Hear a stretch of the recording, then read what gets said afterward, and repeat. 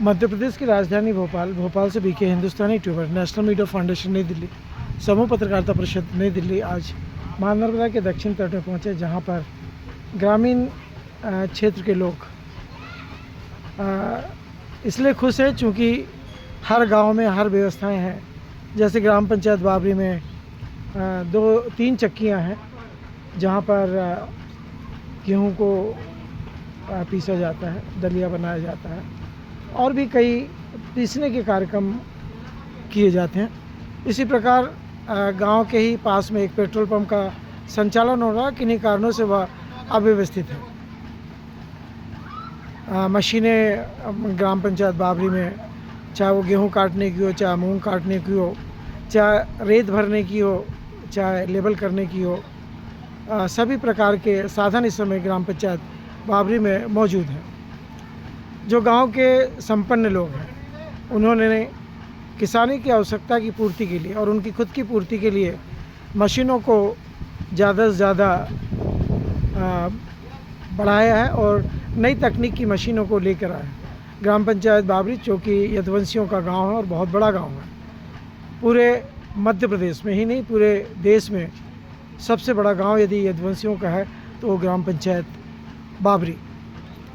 समय समय पर यहाँ पर जयराम सोराम महाराज जी, जो यदुवंशी परिवार से नाता रखते हैं, और ग्राम पंचायत बाबरी उनका मामा गांव है, उनका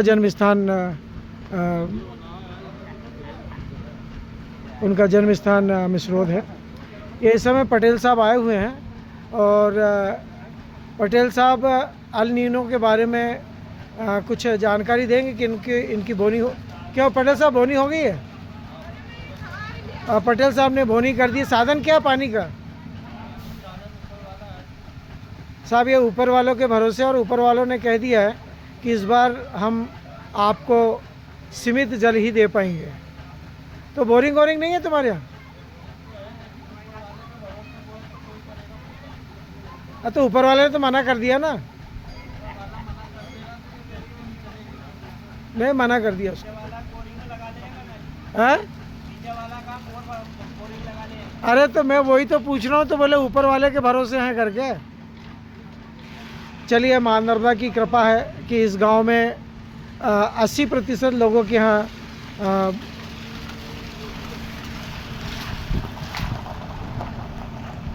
80% लोगों के यहाँ पानी की सुविधा है और उस सुविधा का इस अल नीनो में फ़ायदा किसान लोग उठाएंगे।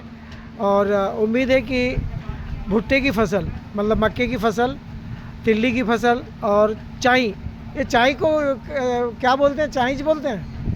वो पूनम ने बोला ना, चाई क्या है? चिया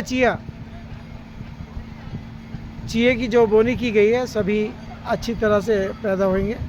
और किसानों ने सब्जियां भी बोई है अपने अपने आवश्यकता के अनुसार। ऐसे में हम पटेल परिवार में जो चक्की का एक केंद्र है, जहां पर समय समय पर गांव के ही नहीं, गांव के आसपास के लोग अपने गेहूं को और अन्य दलहन फसलों को पिसवाने के लिए आते हैं।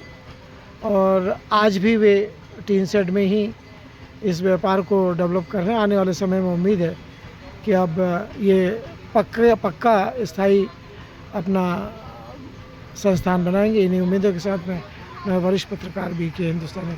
जय हिंद, जय भारत।